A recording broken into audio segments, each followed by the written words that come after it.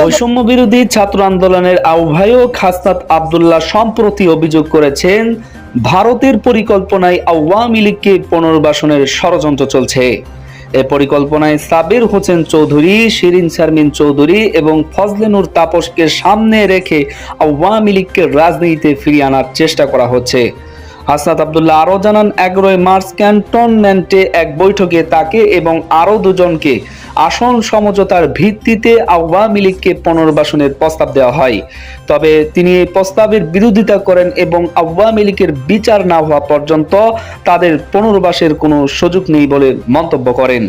এছাড়া 31শে ডিসেম্বর 2024 সালে কেন্দ্রীয় শহীদ মিনারে আয়োজিত মার্চ ফর ইউনাইটেড সমাবেশে হাসনাত আব্দুল্লাহ বলেন, আমাদের একমাত্র শত্রু আওয়ামী লীগ। এদের বিরুদ্ধে যত ফ্যাসিবাদ বিরোধী রাজনৈতিক শক্তি আছে সবাইকে ঐক্যবদ্ধ থাকতে হবে। তিনি আরো উল্লেখ করেন, যারা ভোটের জন্য আওয়ামী লীগকে পুনর্বাসন করতে চান তারা জাতীয় স্বার্থের সঙ্গে বেইমানি করেছেন। এই প্রেক্ষাপটে হাসনাত আব্দুল্লাহ আওয়ামী লীগের পুনর্বাসনের যে কোনো প্রচেষ্টার বিরুদ্ধে জনগণকে সতর্ক থাকার আহ্বান জানিয়েছেন।